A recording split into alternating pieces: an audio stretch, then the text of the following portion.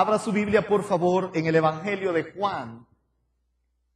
Evangelio de Juan, capítulo 4, del versículo 20 en adelante. Evangelio de Juan, capítulo 4, del versículo 20 en adelante. Esta es una historia que yo sé que usted conoce muy bien. Siempre pensamos en la historia de la mujer samaritana. Y es verdad, esa es la historia.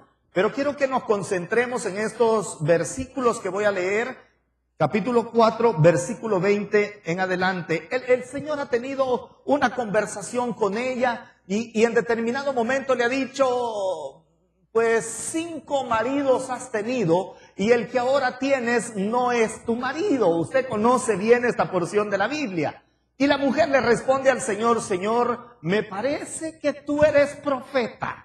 Algo sabes, ¿verdad? Y me has podido revelar quién soy yo en realidad. Y la mujer continúa hablando y le dice en el versículo 20, nuestros padres adoraron en este monte. Y vosotros decís que en Jerusalén es el lugar donde se debe adorar. Jesús le dijo, mujer, créeme, que la hora viene cuando ni en este monte ni en Jerusalén adoraréis al Padre. Vosotros adoráis lo que no sabéis. Nosotros adoramos lo que sabemos, porque la salvación viene de los judíos. Mas la hora viene, y ahora es cuando los verdaderos adoradores adorarán al Padre en espíritu y en verdad. Porque también el Padre tales adoradores busca que le adoren.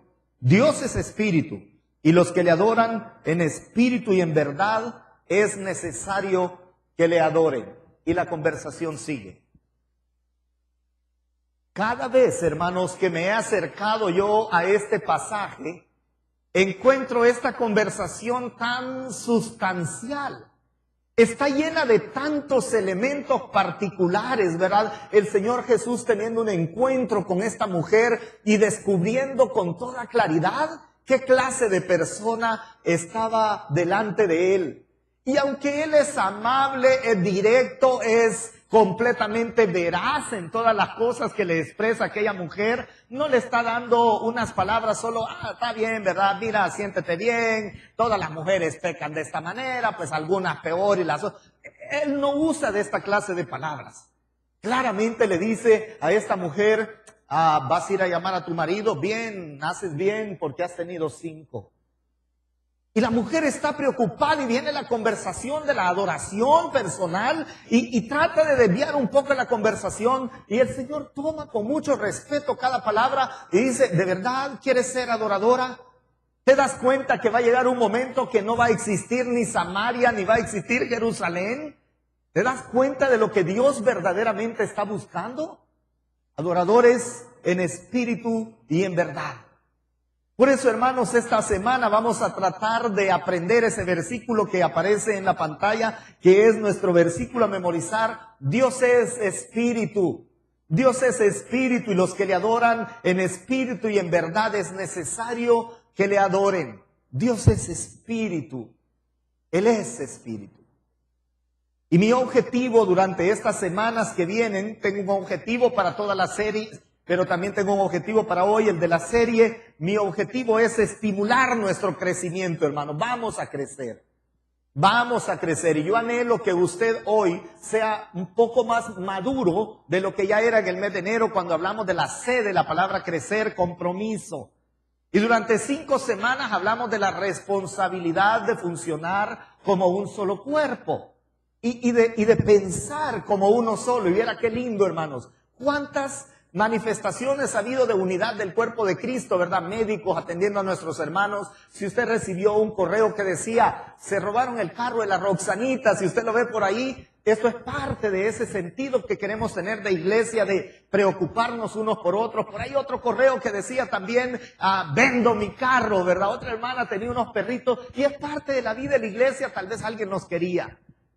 Oren por mí, ¿verdad? Vengan, estoy orando en mi casa, ¿verdad? Vengan a orar por nosotros también. Y me he dado cuenta que médicos, dueños de negocios y todos están intercambiando sus bienes, no solamente para hacer negocios honestos, correctos, cabales, sino para hacer bendición unos a otros. Esto aprendimos en la responsabilidad de ser un solo cuerpo. Ahora entramos a la primera E de la palabra crecer. Y el lema de estas 5 o 6 semanas va a ser: vamos a practicar una espiritualidad que contagie a las personas. Mi expectativa es que cada vez personas que comparten nuestra mesa, personas con las que impartimos o compartimos tiempo, con los que hablamos, digan: yo quiero eso. Yo quiero ser contagiado de eso. Me encantaba cuando nuestros niños estaban pequeños, ¿verdad?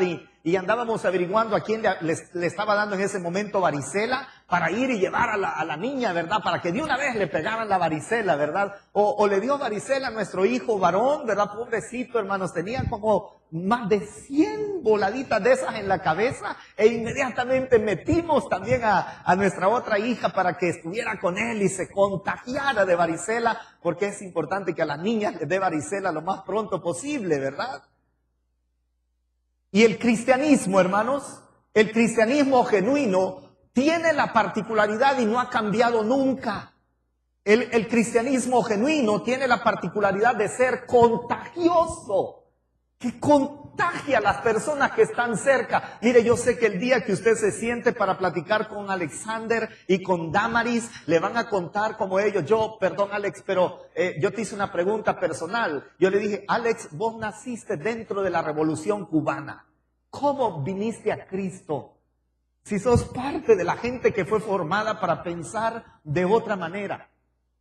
Y cuando él me iba compartiendo lo que había pasado y los detalles sociales, mundiales y locales de Cuba, alguien les contagió con un cristianismo que respondía a todas las ansiedades y angustias que el sistema estaba enfrentando en ese momento histórico de la isla.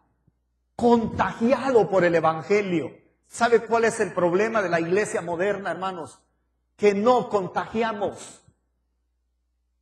Vendemos entradas, hermanos. Vendemos entradas.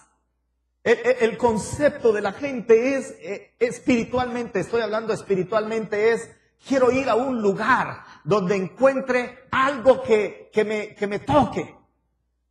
Y de repente la iglesia cristiana en todo el mundo se ha visto tan preocupada con las formas, que es exactamente igual que nos preocupáramos por montar un espectáculo.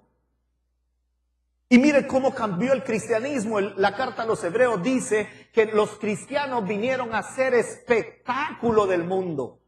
Nosotros lo cambiamos a montar espectáculos para el mundo.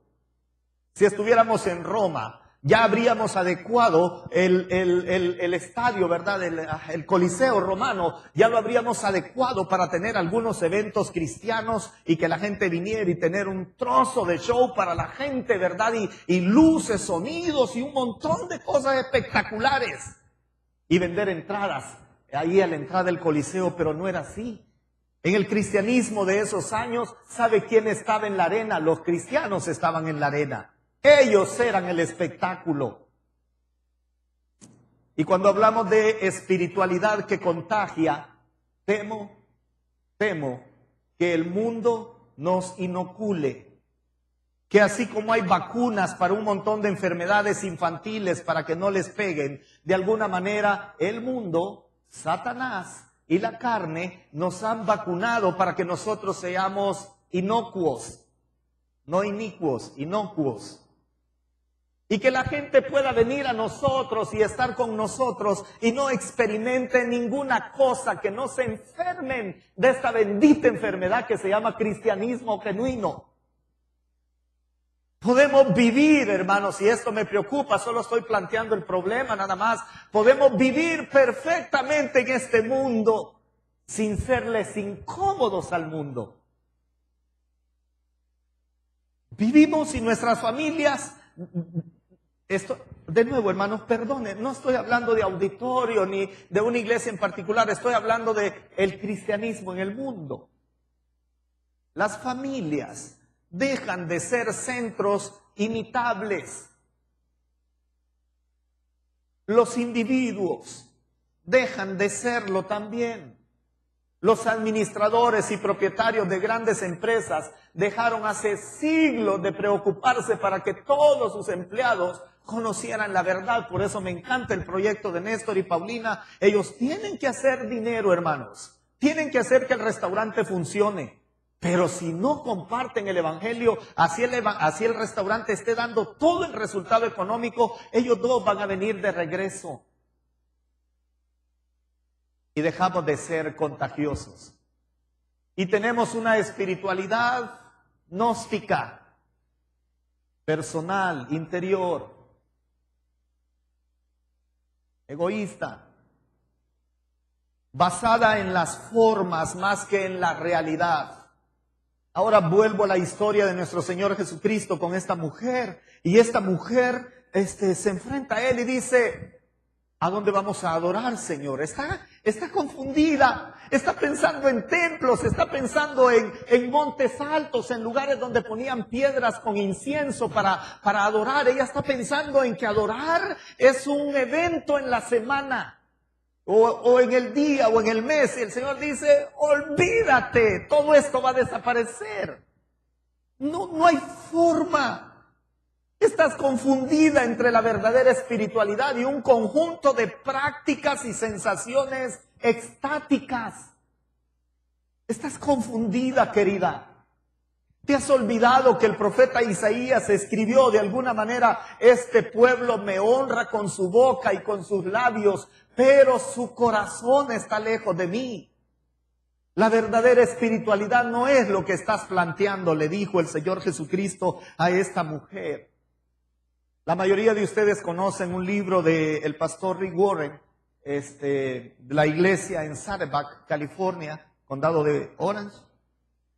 Y en su libro Una vida con propósito, él escribe esta frase que seguramente la va a tener en su pantalla. Él dice: la espiritualidad, al igual que la adoración, es un estilo de vivir. De eso voy a hablar, hermanos, durante esta semana y las próximas semanas. La genuina espiritualidad es un estilo de vivir. Por otro lado, también quizás debamos definir de alguna manera espiritualidad. Y hermanos, busqué un montón de definiciones de espiritualidad. No me gustaron. Entonces dije, bueno, escribamos una. ¿Qué vamos a entender en Auditorio Cristiano por espiritualidad? Y entiendo espiritualidad de esta manera, hermanos. Es la vida en permanente y continuo acto de adoración a Dios. La vida. Espiritualidad es la vida en un permanente acto de adoración a Dios. Continuo. Entonces vamos a cambiar una serie de paradigmas y pensamientos porque cada vez cuesta más definir espiritualidad. Y miren, hermanos, hasta hoy en la mañana, hasta las 11:24 de esta mañana, Dios sigue buscando adoradores que le adoren en espíritu y en verdad. De esos adoradores Él se agrada, dice la Escritura.